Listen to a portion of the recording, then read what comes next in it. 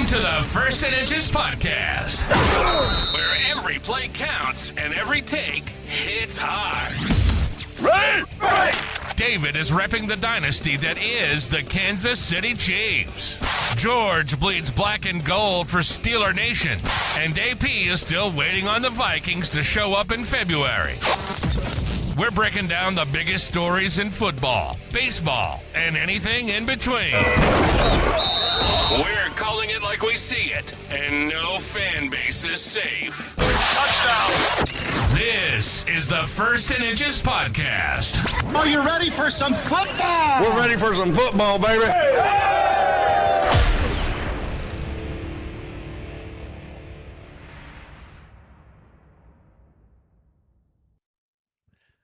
Welcome to the First and Inches podcast, where every play counts and every take hits hard. All right, we're going to have new episodes every week, so subscribe, follow, and step up to the plate.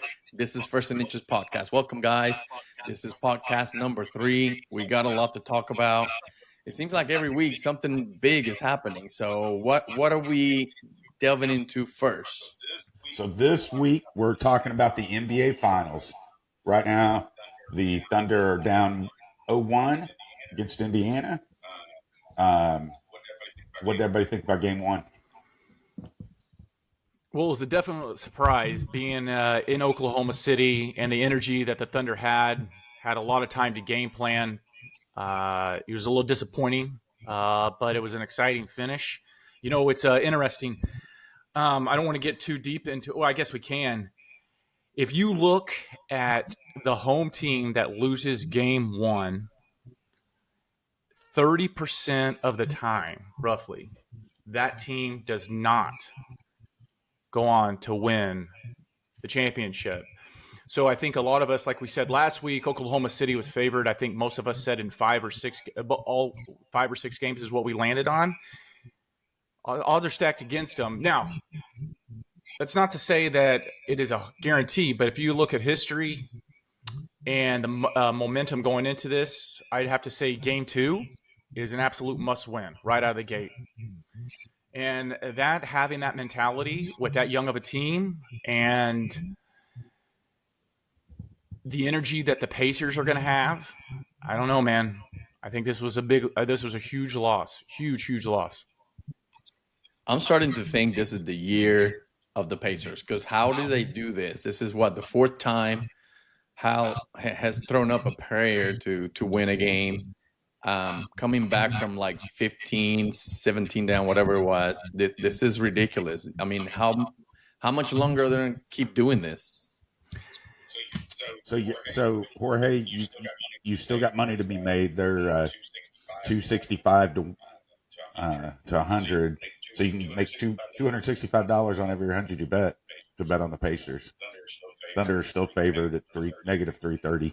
I will say that it was in the Bucks in, what was it, 2017, 2016. They came back and won. And, of course, the Cavs, when they won theirs. Not the Bucks. I'm sorry, the Cavs in 2021. Or the 2021 Bucks and the 2016 Cavaliers. That's what it was. Yeah, I got them flip-flopped. They came back and won after Game 1. Semi-recent, within the last 10 years. But like Jorge said, sometimes you can see it starting from the beginning. And I have to agree with Jorge. I think it's going to be tough. I'm still going to stick with it. I'm still sticking with my thing, 6 games and the Oklahoma City Thunder, but they're going to have to overcome a lot. I am too. I think, Thunder in 5 still. I think they'll win the next 4. But come on, how do you let them come out? You got to execute for 48 minutes. You can't just lax your defense in the last 3 minutes of the game and just start running up and down the court and then missing shots. Like you gotta know that that's a recipe for disaster, and not even let it get to that. Yeah, that I think somebody had told me that was the 5th time that the Pacers have came back down 15 in the 4th quarter so far in the playoffs this year. Yeah, is that sustainable in the highest stage? They did it through the regular season, obviously some games through the playoffs, but is that something that they can that they could do again I and don't again and again. Is this their year? I don't think so. I just think it's going to be. I don't remember who the Pacers beat to get where they got. Shut up. Yeah, you do. So, what do y'all think about the Knicks letting Tom Thibodeau go? Well, I think Jorge will have the most to say about it, but just from my point of view, you have that guy. He has such an edge, such a moxie about him. I think with the game as it is, I just watched The Last Dance again, and you see where you have a dominant 3, 4, or 5, right? And I think that's what he did. Is he lied heavy on his Cat and his Jalen Brunsons, and he played him hard, and he didn't show the depth that the Knicks had. And I think the game what it's turned into is a collective roster. So I think he relied heavily on those big dogs, and it just wasn't enough. So, but man, Jorge, I don't know, man. You got a guy like that. The Knicks have been a failed franchise for quite a while, and you got him so close. And that intensity, I mean, is that he's going to have to get this? They're going to have to get the hiring right for their head coach, maybe a Jason Kidd. What do you think? Whose fault is it? If you're saying that they don't have the depth, is that Right. his fault? If I got 5 guys that can get me to the finish line and the other 5 are not going to help, then I'm going to make sure those 5 that can help are going to be playing every minute they can. So is it roster construction? Starts at the front. Yeah, is it roster construction, or is it, I think the game is seen from what I've noticed is that it's a deeper game. So you're really taxing these guys, and did they fall apart at the end? And from what I know, Jalen Brunson, their leader, he's not much of a defense guy, right? I mean, he's not so. So I think that when you have those top 5, when you have those players, right, they need to be all encompassing. They need to be, like in baseball, your 5-tool player. So, and if you're going to rely heavily on those 3, 4, or 5 guys, they got to be able to execute on both sides of the ball, or however way you want to say it. So they don't have, in my opinion, from what I read and understand, the depth that would put them into the NBA, to get them to the next level where the Pacers are at. So who do I think it is? I mean, I think it falls on really him in a way, or maybe the front office is not getting the depth, but he relied too heavily on those guys. And I think that's what set them apart. I mean, set them off from being in the next round. Now, as a player, do you think any of them are going to say, oh, I played too much? That's why I wasn't effective at the end? Not at all. Nobody's going to. Because if they say, yeah, they need to go somewhere else and play. No way in hell. No way that happens. So, no, I mean, I think the Knicks are destined to be a miserable team, a miserable franchise. And so when something's working, let's blow it up. Why not? Right? Yeah. Instead of getting complementary pieces, let's just fire the head coach and try to get a brand new buy-in from these guys, right? I mean, these guys were bought in. They were dogs. They played to the end. They were just the next round, and they would have been in the NBA championship. And it's wild to me that you fire a guy, and that guy had such edge, such moxie, like I was saying. Like, are you going to be able to find that again? I don't know. Right. And I mean, there was some speculation about him fighting with the players and, yelling with Josh Hart. That happens on every team. So I don't know why people are talking about that. Do you think Belichick was friends with everybody on the team and he was the nicest guy? No, but he's going to produce those championships. And whatever it is, he pushed this team to probably get to where most of us Knicks fans didn't think we could get to this year. Bottom line. So here's the thing that I look at from the Knicks organization. They're just unorganized chaos.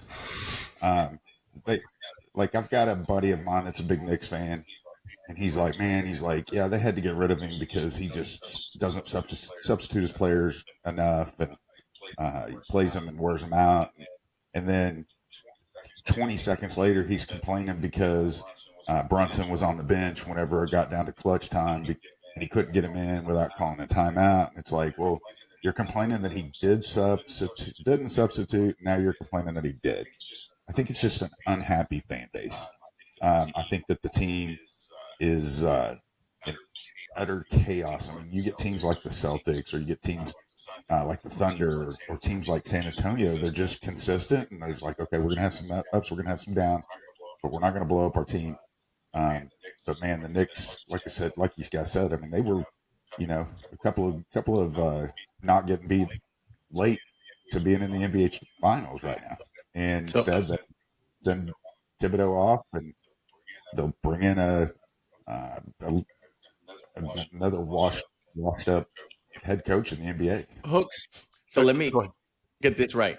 So a player can have some time to develop. Like they can learn from their mistakes, they can learn from their failures, they can learn from their shortcomings. But are you telling me that the coach won't learn from that, from this playoff run, if he made those mistakes? Hey, he can't learn from it, come back, regroup, and make it better?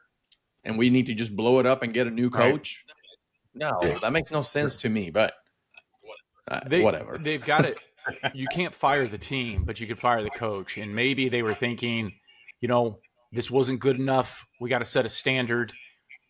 And now you're starting really from ground zero. As a Reds fan, I've watched this, right? I've watched these managers come in, and you either get you get a guy that seems like he's going to take it to the next level. I mean, take him to the playoffs, for at least for me.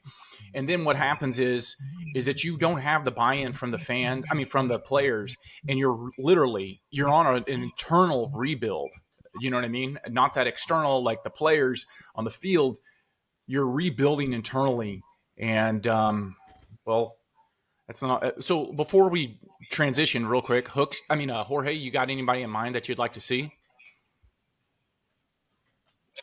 No, not really. But if it were me, I would revoke Spike Lee's tickets. I would get rid of that whole Ben Stiller. Look at all these celebrity row, whatever they call it, and let's focus on basketball. Right. All right, so let's go to baseball. How about the Rockies? Did y'all see that tweet from the Rockies about wins since June 1st? 3, Scotty Scheffler 0.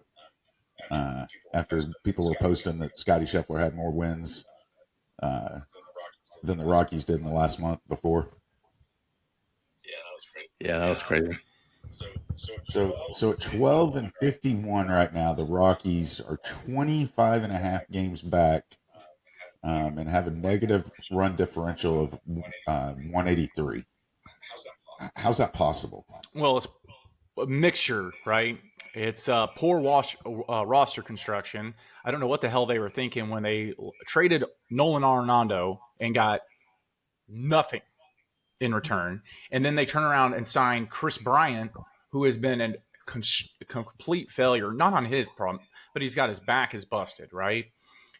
And you had a guy in Nolan Arenado that you had him at a premier corner position. Cornerstone position at third base.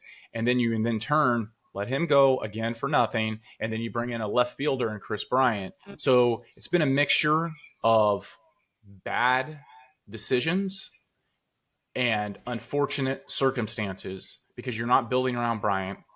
I don't know if he'll ever be the player he once was. And then, you're always against the wall. So to your negative run differential, it's kind of, you got to take it with a grain of salt because you are playing in Coors, right? So sometimes that doesn't truly capture, I think, on a neutral basis. So sometimes what I like to do on those extremes examples like the Reds in the Great American Ballpark, Coors Field, is sometimes you got to look at it, how the run differential, and I don't know, I haven't looked at it like that, how it would play out on the road as opposed to in those bandboxes, those extreme environments that they're in. But, I'll say this, winning is a cure-all. It was a long time since it was Rocktober. You're talking about 2007, I think it was. Remember how exciting that was? Tulowitzki, you had Todd Helton there. It was an exciting time on what they did, and that was when they went to the World Series. They got swept by the Red Sox, who was coming off that 2004 World Series. So the odds are stacked against them there, but it was an exciting time to be a Rockies fan. It's going to have to take a lot of winning to come back from where they're at with their poor trades, poor roster constructions, and unfortunate circumstance. I think it's going to be a while before this is a relevant franchise. I hope no one blames the field anymore because it's fair game. They both play 9 innings. They both play on the same field, when they're at Coors Field. So the run That's a good point. differential just comes because of bad Right. pitching, bad defense, bad baseball, and bad hitting. I mean, they have the same gaps. They have the same dimensions. They can hit it where there's nobody, and they That's a just good don't. point. What? They have 6 wins at home and 6 on the road, so it's been pretty consistent. But if Yeah, you're a they're pitcher, consistently bad. so say you're a pitcher, you're a free agent pitcher coming in next year, and the Rockies have the money to offer you a big fat contract. Do you take the largest deal and go chase the money, go with the Rockies to maybe distort your career? Or would you sign for less to go to a team like, say, I don't know, the Cincinnati Reds, if they were offering a similar contract but a little less? I think that's also, when I say, the odds are stacked against you, you might have to pay a true premium to bring in the talent, right? They're going to – somebody on their very last contract, like their bonus contract, the one they didn't think they could get on their way out, might be the only one coming in. A Verlander or Scherzer again. I don't know how they keep doing it, but somebody in their prime, no, they're not going to do that. You got Feltner. Feltner's a great pitcher, and he atrocious, stats because he gets no run support, terrible defense. I mean, he's got so many unearned runs. It's not even funny. So no, unless you're on your last contract, on your way out of the league, you don't come here. Well, I also think it goes back to the front office, though. When they had an opportunity to get, when they had trade pieces, Tulowitzki, right? I know they righted him out. He was very injury prone. They also had Nolan. And what's the guy's name that went, it's skipping my mind, that went to the Red Sox, he's a second baseman for the Red Sox now, shortstop. They let him go, and he signed that free agent deal with the Red Sox. But they didn't capitalize at the right time. Those are where they can control and bring in great talent, great pitching talent, because they can control those deals, right? And instead they let them walk for nothing. So it starts at the top. And I don't know if you again, because like you said, Jorge, there's no pitcher that's going to be like, hell yeah, I'll sign 7 years, 210 to come pitch in the Rockies and have a 4.5 ERA for the rest of his career. Okay. That is more time than I ever thought I'd talk about the Rockies in my entire life. Let's talk about greatness in Ohtani. Obviously, with his 23 home runs, leading the league, just killing it. But they're saying pitching. When do you guys think he's going to come back to be the pitcher that he is? Is he going to be as effective at the plate, you think, when he comes back to pitch? No, they're definitely he's going to probably miss a day or two, possibly, because he's going to obviously pitch and not hit that day. And then it definitely will impact his total offensive numbers. Yeah, I think that's the deal. I don't think he's not going to be as from a productive standpoint. I think he's going to be there. You could look at 2023 and you could see that by his weighted runs created. But to your point, is he going to have as many opportunities to be as dominant? And the answer is no. But also, how does this impact the overall team, right? Because you're going to go with a 6-man roster. They've got to concede to Ohtani, but I know they're doing with Yamamoto, right? They're doing him once a week still, Hooks. Is that what their plan is? Yeah. So it may gel all together, but how does he come out with such a massive layoff? I was reading an article. He was throwing mid to high 90s, right, in his bullpen session. But how does his off-speed stuff translate when he does come back? And how effective is it? And furthermore, with that coming off 2 Tommy John surgeries, right, Hooks? Is he going to be like, if he goes down again, how does that impact his offense? If because you're going to lose him for a while, right? So I don't know. You got to do it. You paid him the money to do it, and people and your fan base wants to see him do it. It's such a high risk, high reward type deal. Is he worth all this money if he never pitches again? Yeah. So he's made more money for the Dodgers. And keep in mind, I mean, he's getting that $70 million per year, but what, 68's deferred, so it's really probably only closer to 50 whenever you get the interest involved in Right, it. but Um, from a fan standpoint, and but the sorry, go ahead. the dude is just Yeah. loved. Like, he is loved. He's such a nice guy. You see him walk into the batter's box and he's greeting the umpire. Like no one has had anything but positive things to say about this guy, except for the Yeah, alleged I wouldn't game. bet against it. But okay, I'm gonna be devil's advocate. How does this hurt the game though? Because I get it. It's still 40 something million when it's all said and done net, but that moves the needle. If I'm Scott Boras, if I'm another agent, that moves the needle for the entire league, right? And now everybody's going to be demanding that as market when in fact they don't bring the same value that Otani will bring. They never will. I don't know when we'll have another Otani in our hands, but that moves the needle and hurts other teams because now is more expensive for them to compete, for them to stay relevant, and they're going to be making bad decisions. There's going to be it's going to flip the economics of the small market teams. I mean, I think it's going to be there's going to be some bad things happening. we saw it of with this. Juan Soto, right? Right out of the gate next year. I don't think he gets that contract if Otani didn't get it before him. I think he.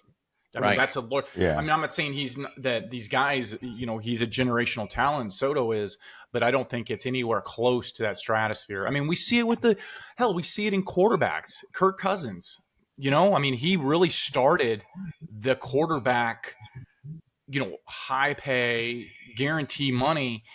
And I think Otani is the Kirk Cousins, basically, of baseball in terms of these contracts. But you're right; it's going to impact. We could go all day on this. We could go all day on this. Let's. What about the ball strike challenge that the MLB's suggesting or talking about doing next Fuck year? that! I'm so sick of this shit. I am so sick of the changes that baseball's rolling out, and I know a lot of you guys love it, but at some point it's got to stop. Otherwise, it's the XFL. Like it was. Why don't we just completely change the rules? This is insanity. I am so tired. No, I'm against it. It's a horrible decision. Horrible decision. What about it, Jorge? What are we talking Ball about? and strike The challenge. ball strike challenge, where they can tap their head and they review the call. I mean, listen. Last Diaz was behind the plate the other night here in Tampa, and it was terrible to watch. Somebody's got to hold these guys accountable, and as easy as a tap on the helmet can be, I mean, I'm for it. Whatever. Yeah, it's usually the people that don't like the pitch clock, that don't like the runners on second base and extra innings. It's old people. Yeah. Well, look what happened to the shortstop or second baseman for Taylor Wells for the Rays, right? He got ejected for tapping. Yeah, Taylor Walls. Yeah. Yeah. So hey, I don't know, but man, every form of social media, this dude from the Royals keeps popping up on. Do you guys know anything about this Jack Caglione? Jack Caglione. Yeah, I mean, he was a stud at Florida. Florida was a powerhouse with him there. He's expected, and they're paying him well or expecting him to do well. Now that he got called up, now something didn't sit right with me about when they call him up because of how they're manipulating his service time. But it's baseball anymore, and the kid thinks he's ready, so he wants to play. So I get it, but we'll see. As long as the manager doesn't mess him up, he should be able to adapt quickly and be productive. Yeah, like I said, he shows up on every form. I mean, when he was in the minors, he was showing up, and I'm like, who's this guy? To be fair, he look like where he came from. He's playing on an already team that's super relevant with Bobby Witt, and they've got a lovable guy in Salvi Perez. Jack's a super marketable guy, good-looking dude, comes from Florida, is absolutely hitting everything off the baseball. Going on a team was coming off a massive year. it's easy to like the guy, and it's easy to see how he fits in, kind of like the Eric Hosmer role. And I think from a marketability standpoint, and then you got a production standpoint. Now, he's not done so well right now, to the start of his career, but it's so early that one game, 3 for 4 game will completely change that collective output. So, don't blame the guy, blame the algorithm. Right, if you're seeing him too much, that's your TikTok. So, yeah. Hey, okay, so just Salvi Perez used to live in the same apartment building, or he had a place there in Kansas City where I lived, so it's pretty cool. Him and Whit, was it Whit Merriman? Oh yeah, Whit Merriman. Yeah, lived down the hall. Yeah, from late us. start to his career, but turned out to be a really, really good player. Didn't he go to Toronto? Okay, so let's talk about our favorite conversation, Mr. Aaron Rodgers to the Pittsburgh Steelers. You have the floor here first, Jorge. I mean, it's either him or Mason Rudolph, like whatever. It's a year of our goal is to make the playoffs. And I don't know. Does he give us the best chance at that? Maybe. I feel like Mason Rudolph could have got us there too. But it is what it is. We're playing with house money, so it's 1 year. 10 mil, right, Jorge? 10 million was his contract? I think it was 10 million. But, at least it wasn't no Jets contract. Yeah. So I will tell you, whenever the Jets got Aaron Rodgers a couple of years ago before he hurt his Achilles, I was like, that dude throws a better ball than anybody in the NFL. I mean, he still throws a darn good ball. I mean, like, better than all the other top quarterbacks. But he's just such a cuckoo dude. So I look at it this way. He's not coming on our podcast, I'm guessing, if he sees this. I look at it this way. Look, you can't really measure what he did with the Jets. They are just terrible franchise, an absolute failure. I don't know if they'll ever be a relevant, decent. Everybody knows that's where quarterbacks go to die. Horrible front office, just a horrible organization. So what he did last year, if you look at it from a statistical basis, was very similar to the last year he was in Green Bay. Very similar numbers. I think going into a much better environment, he has DK Metcalf, right? What's their tight end's name? Pat. Freiermuth. Yep. Freiermuth. Here's my take. I think he doesn't just I don't think he just gets him a winning record. I think he puts him in the playoffs, and I honestly think they make a decent run. I'm not saying AFC Championship, but they win a couple of games, which I guess would put him in the AFC Championship. That's my take. Write it down. Steelers are going to the AFC Championship on the back. I hope you're right. Aaron Rodgers. Quarterbacks don't. I hope you're right, but unlike a lot of positions, the quarterback can be super effective later into his later years, and that's where he's at, right? We saw it with Tom Brady. He was a one-off, but if he puts together a really strong competitive roster for him, and it looks like that's what they've got, I think you take this guy because he's going to go down as one of the best all time. I'm saying AFC Championship. Big fan. Even though he's a wacko, big fan. I hope you're right. If we can protect him, then we have a chance at doing something like that. But the whole outlook on our offense is going to have to shift a little because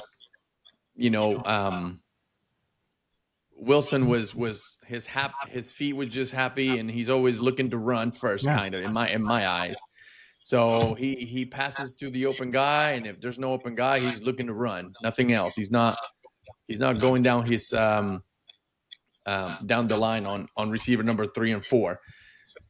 So as long as we can protect him, I think that he's always going to look for that alternative. And as long as our receivers can continue and not give up on their routes, maybe we'll have opportunities to keep the ball moving. So we'll see. We'll see what happens. We got Hayward back. He's not retiring. I think it should be okay. So okay. So Aaron Rodgers, he just okay. He's conspiracy theory to out. All right, so hey, we all love football, and I was looking at the wins for the last 7, 8, 9 years, and the Chiefs have 112 wins, which is obviously tops in the last since Mahomes has been there.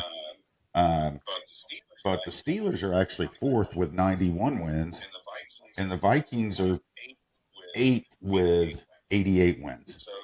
So why is the Steelers and Vikings fan base not happy? What? Say that again. Why is the Steelers and Vikings? What? They hate football. Their teams always let them down. But I mean, you guys have a bunch of wins over the last 6, 7, 8, 9 years. For me, it's execution. They could win all the regular season games they want, but it's once they get into the playoffs, that's when it collapses. I've seen it the last 2 years. Well, 2 out of 3 years, even with KOC, head coach. Coach of the year. It's just they could get there all they want. It's just when they get there, it just falls apart. They lost to the Giants. That with that year that they were playing over their heads, they had no defense. I don't know. It's just. But what happens is it's consistency. It's consistency under performance, so it completely deteriorates any sort of hype you may have for that team. So it makes you negative, for me anyway, in the Vikings. Yeah, I mean it's a big league. When you play average, you're going to beat the terrible teams. But when you're in your playoffs, you're going to play good teams. And so if you're average, you're not going to be able to overcome those shortcomings. I don't know. We just don't get great play all around in the playoffs, and it seems like it just comes up short when we line up with a really good team. So it's just funny because I just find my second favorite day of the year behind Christmas is the day that the Steelers lose out. But I've tried to help cheer for the Vikings, but man, they're just waiting for the inevitable. So it's pretty funny. Did y'all see that TikTok? Adam, did you download TikTok? No, not yet. I'll do it when we get off this.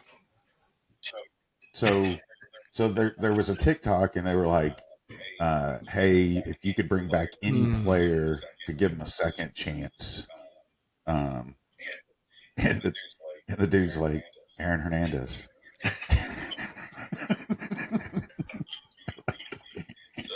So, what player do you feel like, okay, hey, they really got to, if they had a second chance, different team, different organization? Is there anybody y'all thought about? Somebody else suggested O.J. Simpson. So are we talking about players that could have done better? They just didn't do it while they were. Yeah. Okay. The one that comes to mind to me is. Oh wait, are we talking about football? Yeah. You do whatever. I mean, I was thinking baseball. Jared Saltalamacchia. I think that he could have done better. Oh. I was going to say Joe Gallo, but no, that guy just cannot. No. Put Votto on a real team. Oh, man. Yeah, that would have been – for me, if I could bring back one player selfishly to see what he could have done, it would have been Griffey.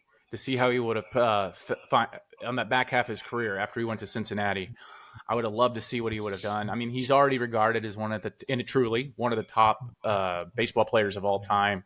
But if he would have been able to piggyback what he did in Seattle with a 75% production rate in Cincinnati, man, it would have been a special career. We're seeing similarities with Mike Trout, as we talked about before.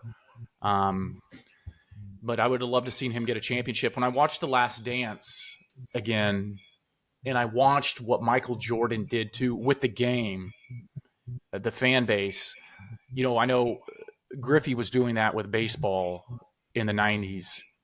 And if he would have come able to carry that through and get a couple of championships, he would have been more widely known and respected. But yeah, I'd say Griffey. God, I wish. Ooh, Bo Jackson. Oh, yeah. Bo knows. Oh, my gosh. What an athlete. Yeah. What an athlete. Okay, so I know we want to talk about unbreakable records. I don't know if I know I told you guys that I was going to do Nolan Ryan, but just looking at some of his unbreakable records, uh, 5,714 strikeouts. No one will ever get close to that again. 27-year career, 26 seasons with a win, 6.56 hits allowed per 9 innings, 7 no-hitters, 2,795 walks, 383 strikeouts in a season, 5.26 hits allowed per 9 inning. Like those records, those numbers, and he never won a Cy Young. How is that humanly possible that he has all of those records and not a Cy Young?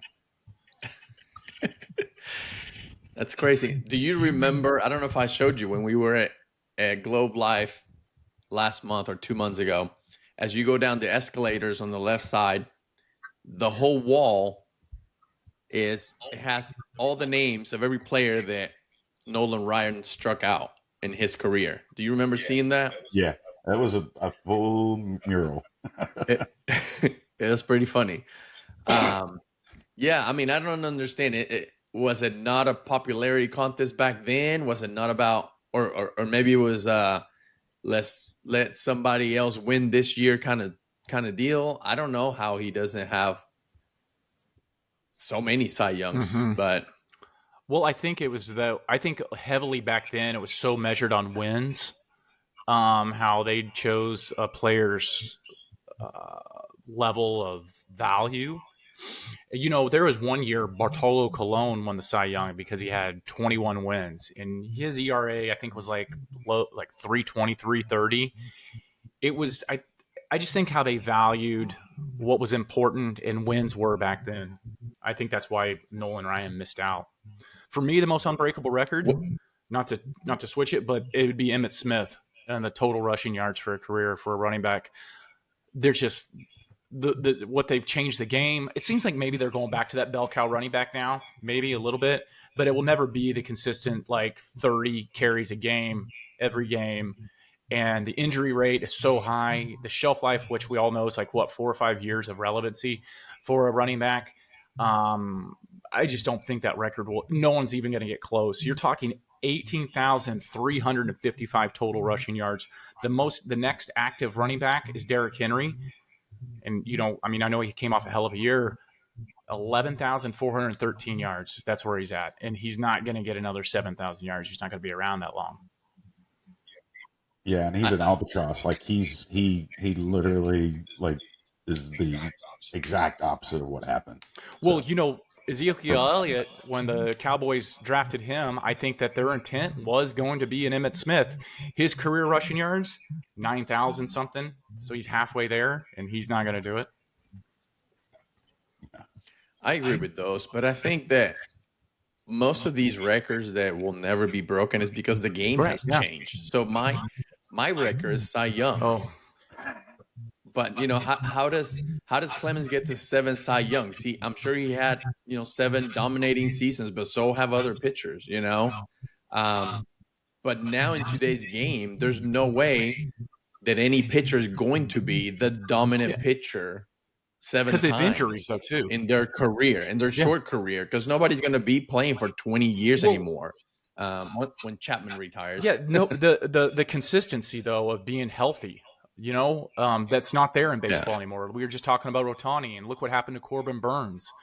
It's just, you make a great point. The heavy velocity, heavy spin rate, heavy usage of that. Plus, these guys aren't going 6-7 innings, right? So you open up a lot of opportunity. One pitcher could throw a lot more, whereas you idle back. Like what they're going to do with Ohtani, I think you're going to see a lot of 4-inning, 5-inning games coming out of him, and then because they've got they got the pitching where they can move these guys into this long relief role and piggyback starts with them.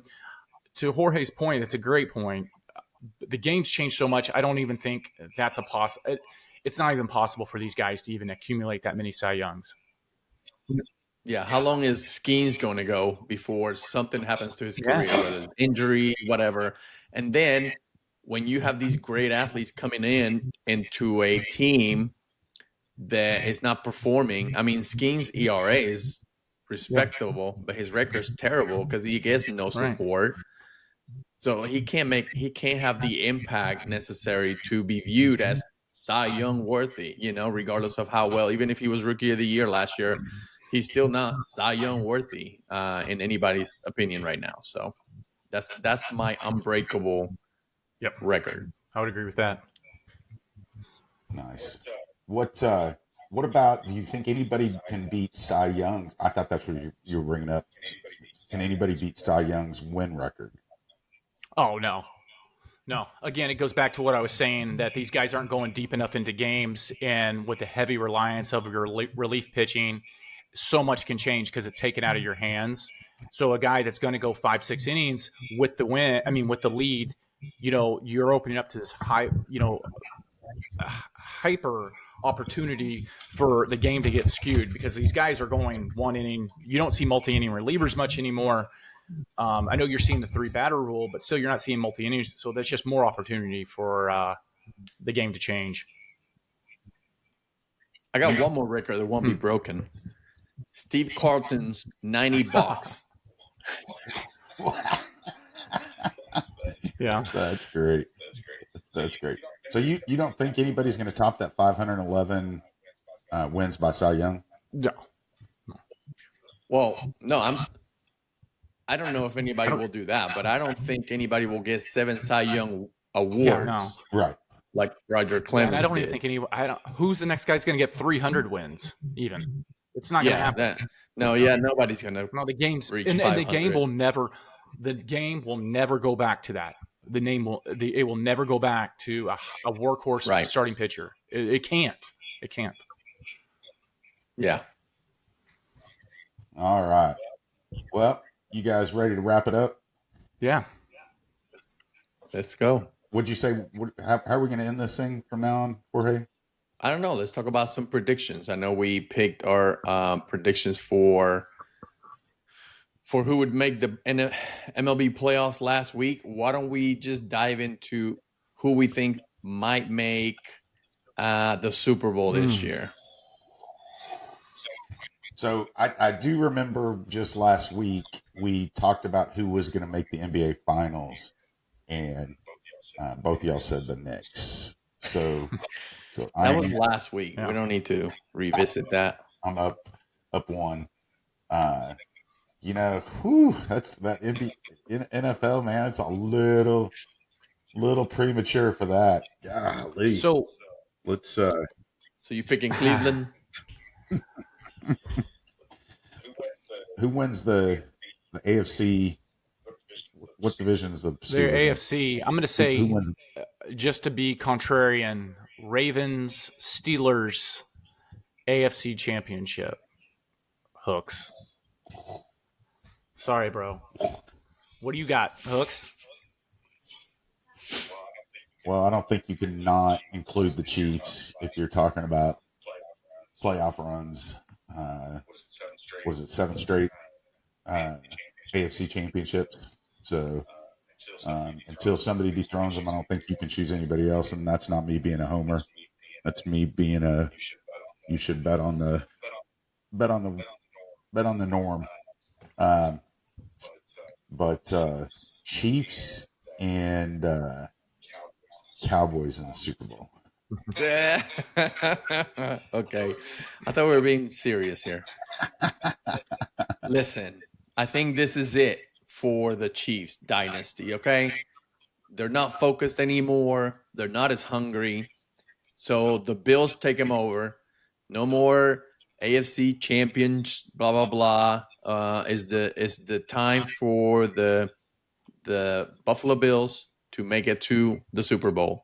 And unfortunately, I see the Eagles back in the Super Bowl. Hooks, who you got in the NFC, you said? You said the Cowboys, but who are they playing? Cowboys, Chiefs.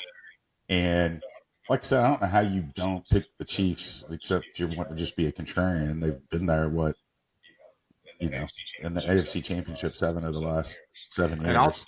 Last game I watched the Chiefs, Yeah. they lost. I'll say the Like- Commanders and the Lions. In the NFC. Yeah. NFC. Okay. Unfortunately, with Washington going to the championship. So you got Baltimore and Washington in the Yeah, in the keeping Super it Bowl. up, upper Northeast. Yeah. Yeah, write it down. Okay. So, Melody, whenever you watch this, make sure you like the part that I chose the Cowboys. She knows you're joking too. So she's a true Cowboys fan. She knows the misery that Yeah, and they're haunts like them. they're like 7 most wins in the last 8 years, 9 years, and they just are so miserable. They're just miserable fans. Yeah, in So- the last 8 regular seasons. So, When all it right. doesn't matter. Well, great show, guys. Yeah, good show. I appreciate you guys. To our listeners, you can find us on your favorite podcast app, Apple Podcast, Spotify. We'll have this on our YouTube channel, the First and Inches Podcast. And I appreciate to our all our listeners and our technical support staff for getting us going on this episode. And until next time, we'll see you. All right. Take care, guys. See ya. Thank you.